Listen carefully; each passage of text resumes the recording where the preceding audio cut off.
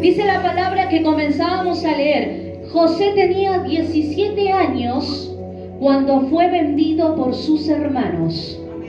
La Biblia nos cuenta a través de esta historia quién era José. José era el amado por Israel. José era el amado por las personas y era el amado por su padre. Sus hermanos o hermanastros, como podemos decirles, tenían envidia de José por cómo él era. Él donde iba hallaba gracia, porque él era amado por su pueblo. Y no solamente porque él era José, porque estaba Dios dentro de José. Eso es lo importante. Cuando tú tienes a Dios, tú eres amado. Tú a ti vas a hallar gracia donde vas. Pero dice la palabra que sus hermanos le tuvieron celos y envidia, porque José hizo algo que muchas veces nosotros hacemos por equivocación. Le contamos las cosas a quien no debemos contarle.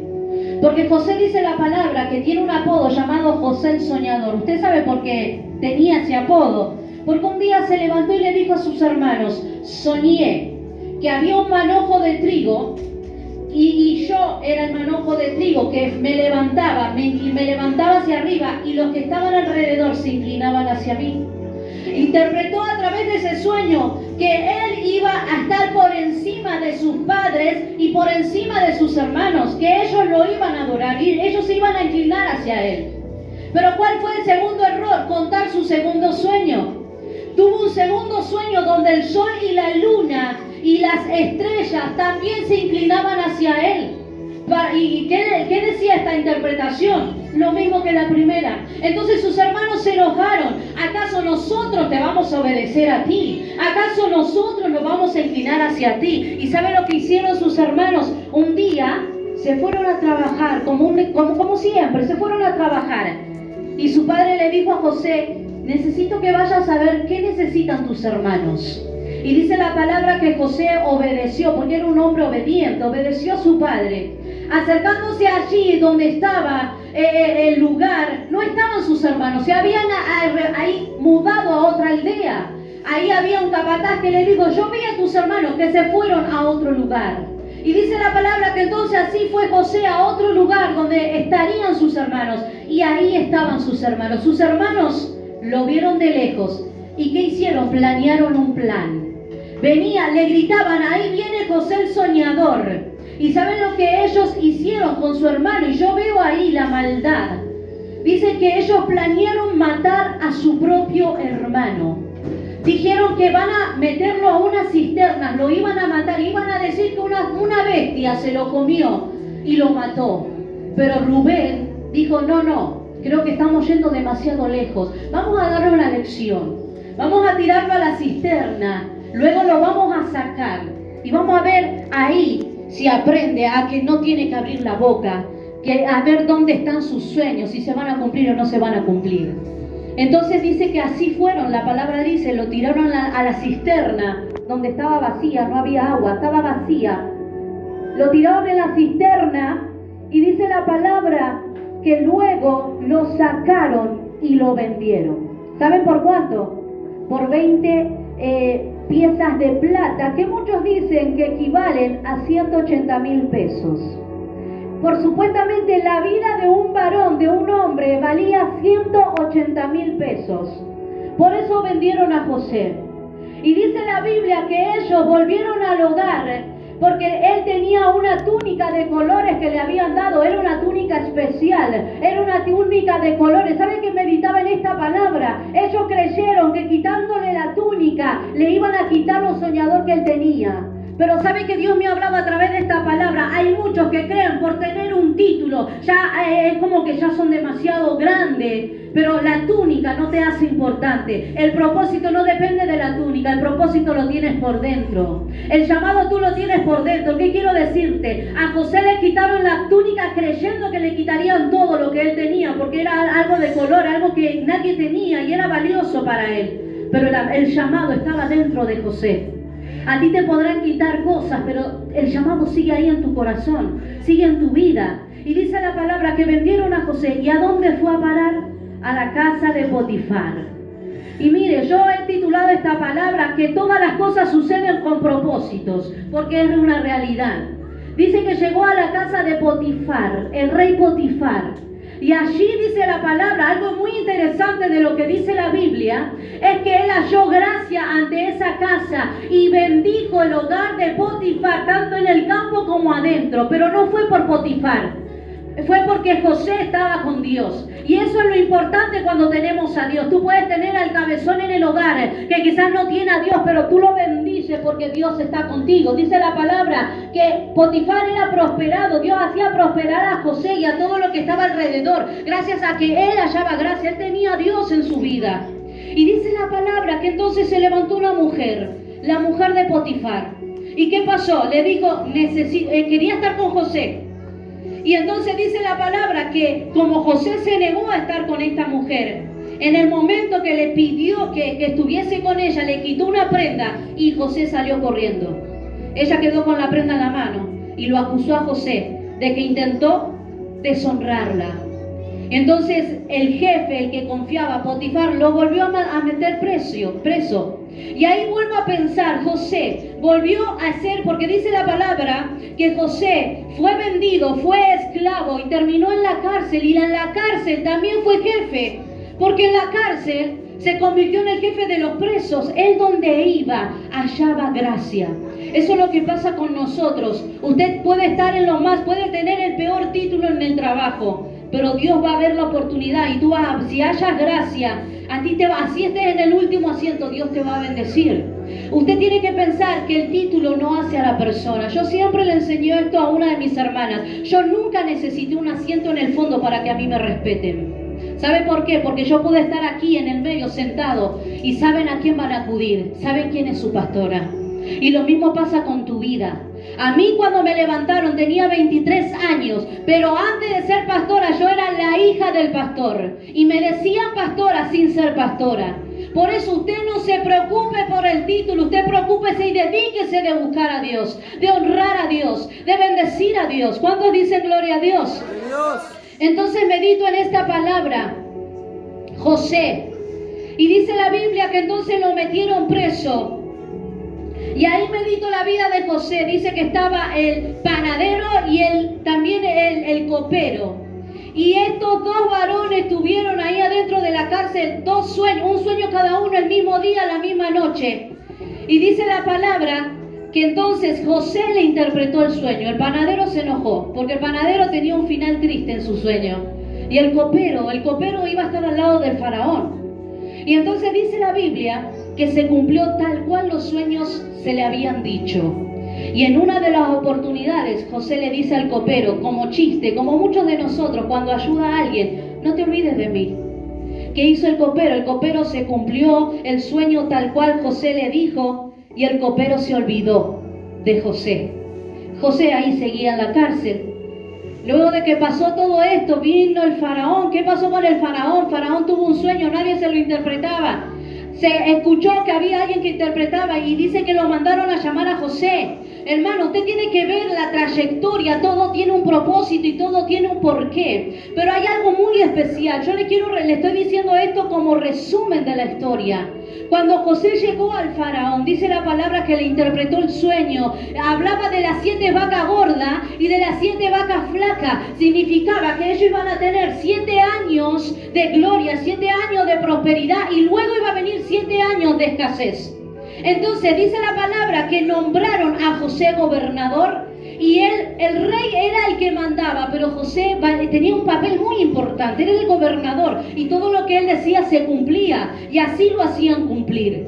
Y dice la palabra que entonces pasaron 7 años de vacas gordas, 7 años de prosperidad, donde ellos recaudaron alimento porque sabían con el conocimiento de los sueños que venían 7 años de escasez. Se cumplieron los 7 años de bendición, de prosperidad y comenzó a haber escasez ahí en Egipto. Y empezó a cumplirse el segundo sueño, que venían los 7 años donde no había prosperidad, de escasez. Y ahí es cuando uno vuelve a la historia. Porque cuando vuelve la escasez, Dios prepara todas las cosas. Dice la palabra que volvió escasez a Egipto después de los 7 años. Entonces, como había escasez, José se encargaba de vender alimentos a los que estaban ahí y a los de otras ciudades. ¿Y qué pasó? Da la casualidad que ahí en Canaán, donde estaba su familia pasada, también había hambre. Entonces ellos tenían obligatoriamente tener que ir a buscar alimento allí donde estaba José. Pero yo no le quiero seguir hablando de la historia, más allá de lo triste que fue. Yo quiero hablarte y que te pongas en el lugar. Qué fácil es predicar cuando no sabemos qué a nosotros nos pasó. Quiero decirte que esto es como algunas de las películas. Hay películas de ficción, hay películas de acción. Esto fue como digamos, hay algunas películas basadas en hechos reales. Esta historia fue basada en un hecho real. Por eso cada vez que yo leo esta historia me pongo a llorar, porque yo digo, qué lamentable. Tuvo 17 años cuando sus hermanos lo vendieron. 13 años donde estuvo en cautiverio, 13 años donde pasó tantas cosas turbias, tantas cosas violentas, 13 años donde él tuvo que pasar calamidad, tuvo que pasar difamación, tuvo que pasar, hermanos, 13 años. Usted se imagina 13 cumpleaños sin su padre, 13 cumpleaños sin sus hermanos.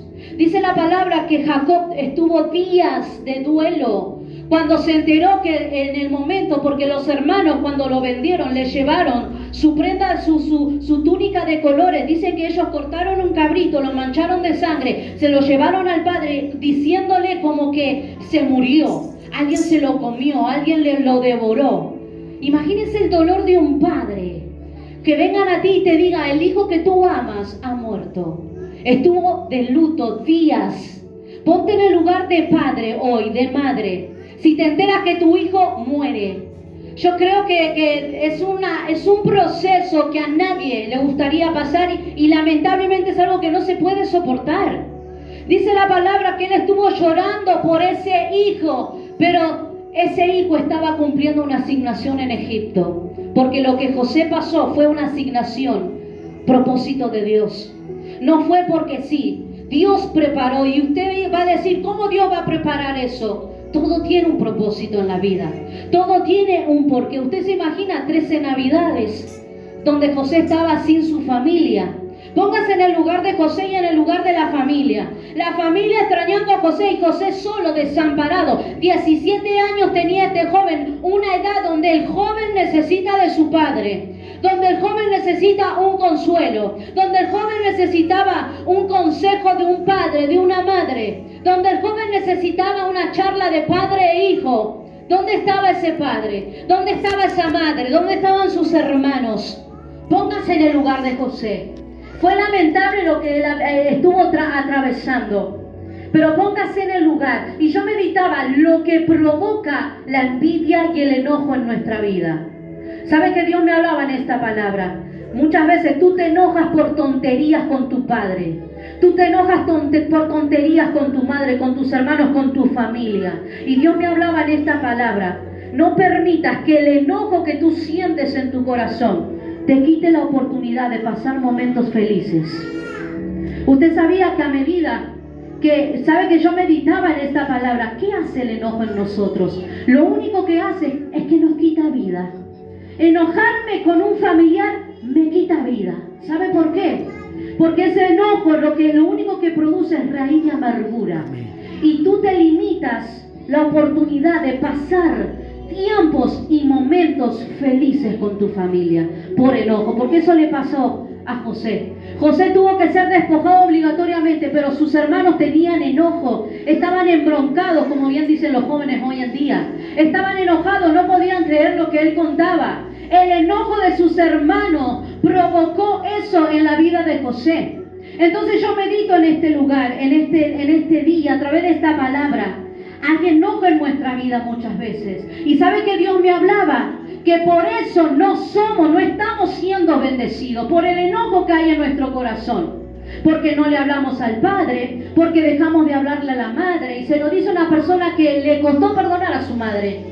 Se lo dice una persona que Dios tuvo que trabajar tanto en mi vida para poder perdonar. Por eso le digo que no es fácil, iglesia. Lo único que quitó el enojo en mi vida y lo que produjo el enojo en mi vida fue amargura y me quitó la bendición. Porque eso es lo que pasa cuando hay rencor hacia un ex esposo, hacia una ex esposa, hacia un padre, una madre, hermano, tío, parientes, hacia un familiar. Lo único que nos quita y lo único que nos da es amargura y nos quita bendición. Y usted dice, ¿cómo que me quita bendición si yo cada día más soy bendecido? ¿Sabe que el dinero no es bendición? Bendición es poder sentarte en una mesa con todos tus nietos, con todos tus hijos, con toda tu familia. Eso es bendición. Bendición, el dinero no, hermano. Tú podrás comprar una cama, pero no puedes comprar el sueño. Tú podrás comprar quizás a una persona comprándole cositas, pero no puedes comprar el amor. Porque el amor que quizás siente por ti es por interés. El amor no se compra con dinero. El sueño no se compra con dinero. Por eso yo medito en esta palabra. A veces el enojo me quita la bendición. La bendición de poder ser feliz. Bendición es sentarme, es disfrutar a los nietos. Bendición es disfrutar a los hijos. Bendición es disfrutar a la familia. Eso es bendición. No sé qué clase de bendición usted dice que es cuando dice que tiene dinero. El dinero no es bendición. La bendición es eso, estar en familia. Quizás no es un alimento muy wow que digamos, pero se puede compartir en paz. Porque en el hogar se perdió esa bendición. En el mundo anda sin esa bendición. ¿Sabe cuántas personas, cuántas familias destruidas, en pleitos, en divisiones, sin poder hablarse unos con otros? Por eso yo medito en esta preciosa palabra, lo que produce el enojo en nuestra vida. Y se lo dice una persona que le costó mucho, y como bien le dije, porque muchos se agarran de un pasaje que es real. Honra a tu padre y a tu madre y tendrás largura de vida. ¿Qué es honrar? Yo le pregunto a usted. ¿Sabe qué es honrar?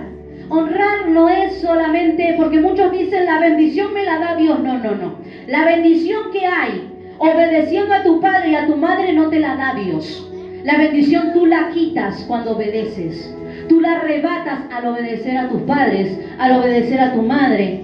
Tú la quitas. Dios dice, yo te doy la promesa, pero la promesa tú la quitas. Tú la tienes cuando tú empiezas a obedecer. Cuando tú obedeces a tu padre, tú recibes esa promesa. No te la doy yo, tú se la quitas a su padre. Entonces Dios me hablaba. ¿Sabe cuál fue uno de los procesos en medio del perdón? Porque es un proceso el perdón. Me costaba perdonar. Y Dios me dijo, no perdones, porque muchos dicen, pero no se lo merece. No merece mi perdón, no merece que la perdone, que lo perdone. No lo hagas por ella, hazlo por ti. Dios me hablaba así, honra, pero honra porque tú mereces la bendición. Cuando tú honras a tu padre y a tu madre, tú recibas bendición de Dios, aunque los padres no se lo merezcan, porque hermano, hay padres, los padres no son perfectos. Eso que me vengan a decir, que son perfectos, es una falacia. No son perfectos los padres, pero algo Dios me dijo anoche y se grabó tanto en mi corazón y me dio una lección tan grande, y es, no hagas con tus padres lo que no te gustaría que tus hijos hagan contigo. Eso me decía Dios. Algún día tus hijos van a crecer y no hagas con tus padres, porque los padres después se van volviendo más viejitos y después empiezan a cambiar. Es la ley de la vida. Y a uno, ¿cómo le gustaría que los hijos lo traten? Pero resulta que yo no trato bien a mi madre, no trato bien a mi padre. Entonces, ¿cómo voy a pretender que mis hijos me traten? Por eso la palabra se aplica a todo. No te gusta lo que no te gusta que te hagan, no lo hagas. No hagas a otros lo que no te gustaría que te hagan a ti. Entonces aquí meditaba en esta preciosa palabra. Honra a tu padre, honra a tu madre. Yo sé que no son perfectos. Yo sé que quizás no han sido los mejores.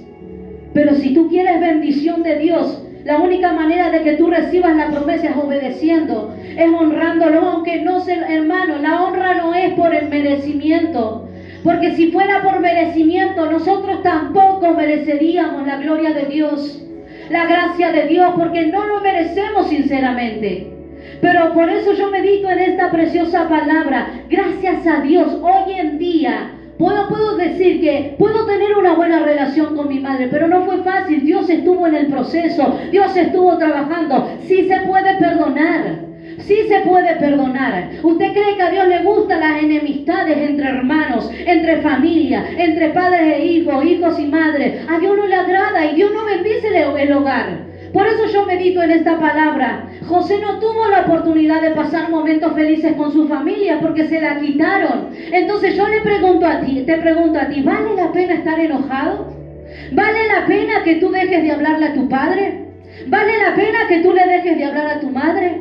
¿Vale la pena que tú dejes de hablar con tus hermanos, con tu familia, con tus hijos? ¿Vale la pena realmente que tú te pierdas la bendición por el enojo que tú tienes en tu vida? Por eso medito en esta preciosa palabra. Dios te quiere bendecir. ¿Sabe que José podía haberse armado de tanto valor y de tanta rabia? Es más, él tuvo un momento donde ásperamente, cuando vio a sus hermanos, como que le vino, dice la palabra, que se puso a llorar porque recordó todo lo que él había pasado, todo lo que él había vivido. Pero en vez de, él tenía la autoridad, él tenía el poder. Podía haber decapitado uno a uno de sus hermanos por toda la maldad que le habían hecho. Pero ¿qué hizo José? Los mandó a llamar, les dio un banquete, le dio dinero, le dio abundancia. Eso hizo José. ¿Y sabe cuál es la lección de esta palabra? Que Dios bendice el buen corazón. Porque José tenía un buen corazón. ¿Cómo Dios va a bendecir un corazón egoísta? ¿Cómo Dios puede bendecir y enaltecer un corazón que no piensa en el otro? Un corazón que quizás tiene malos pensamientos, que tiene malas intenciones. ¿Cómo Dios bendice ese corazón? Por eso, hermanos, medita en esta palabra hoy que hemos leído, la vida de José. José llegó a ser rey y dice la palabra que él luego, al tiempo, reunió a toda su familia. Y yo quiero decirte que va a llegar el tiempo que tú puedas sentarte con tu familia, y se lo digo con experiencia, porque aquí nosotros oramos mucho tiempo porque ¿sabe cuál era el lema de nuestra familia? Si esa persona va, yo no voy. Y como pasa en muchas familias. Y sabe que con la oración y poniendo de nuestra parte, hoy podemos sentarnos y compartir en familia. Ese tiempo también va a llegar para ti. Por eso, iglesia, hay que seguir perseverando y decide renunciar al enojo que tú tienes dentro de ti, porque eso no te sirve. Eso no te sirve. Yo meditaba en esta palabra. Lo único que hace es que te quita vida. Te quita vida. No dejes que te quite vida el enojo por lo que pasó, por el ayer. Porque sabe que a veces pasa en las familias, porque le pasó a José. José era el favorito del padre. Sus hermanos tuvieron celos, por eso lo vendieron. Y quizás tú te sientes menos ante tu familia, porque quizás sientes inclinación de parte de otros, con otros hermanos, con otras familias. Tú te sientes menos porque te desmerecen, tú te sientes menos porque a ti te llaman loca, te llaman loco, te sientes de menos quizás porque te hacen a un lado, te humilla, te sientes de menos. Así le pasó a José, pero José era el favorito de Dios. José era el amado por Dios, y tú eres la amada de Dios, tú eres el amado por Dios. Deja de quitarte años de vida, porque sabe que medito, y yo esto le voy a contar una historia hecho real. Y yo le dije a mi esposo, perdóname, pero lo voy a contar como ejemplo para que a la iglesia, a mis hermanos, no le pase lo mismo que te pasó a ti.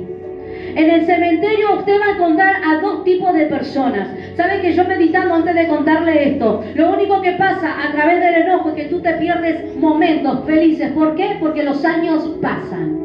Hermano, el tiempo pasa, los años pasan. En el funeral usted va a encontrar dos personas. Una de las que llora con paz, que es porque estuvo ahí hasta el último minuto. Y la otra persona que llora de remordimiento por no haber estado ahí, cuando lo tenía que estar. Le pasó a mi esposo. Mi esposo tenía, la madre de mi esposo se hacía diálisis, porque el diálisis se hace cuando ya hay órganos que no funcionan en el cuerpo. A mi suegra ya varios órganos no le funcionaban. De hecho, le han dicho que tenía poco tiempo de vida, pero no sé por qué alguna razón, hermano. Un día fui a Paraguay, que fue la única vez que fui, oré por ella y como que le dio más vida a Dios. La oración le dio más vida. Pero en último tiempo, que fue el penúltimo viaje que fui a San Luis, porque yo estaba en San Luis cuando falleció mi suegra mandó a llamar a mi esposo, suplicó que por favor vaya. Los hermanos le pagaban el pasaje, no era el tema de plata, no había problema, es más, tenían el vehículo, lo voy a llevar en el vehículo también. Lo mandó a llamar porque quería palparlo, quería acariciarlo, que quizás le iba a decir unas palabras como madre, porque mi esposo es como la oveja negra de la familia, es el rebelde de la familia. Y entonces muchos años pasó que no veía a su hijo, quería verlo por última vez. El enojo, porque mi esposo tiene enojo, hermano, yo lo digo tranquilamente porque él es un hombre del mundo, está en el mundo. Él tenía tanto rencor porque le pasa que nos pasó un tiempo. Hijos, usted viene quizás de una familia muy rígida, lo podemos ver en los testimonios en las cadenas, donde antes los tiempos, los goles eran golpes, y en esa crianza se crió mi esposo de golpes, de violencia, y mi esposo creció con mucho enojo en su corazón, enojo y resentimiento. Hasta el día de hoy no puede ver a su padre, no lo puede perdonar. Y lo mismo pasa con su madre. A su madre no la pudo perdonar porque no pudo hacer nada por defender a sus hijos. Y yo no juzgo a su madre, pero él tenía enojo y decidió no ir cuando lo llamaron. Ese día su madre murió.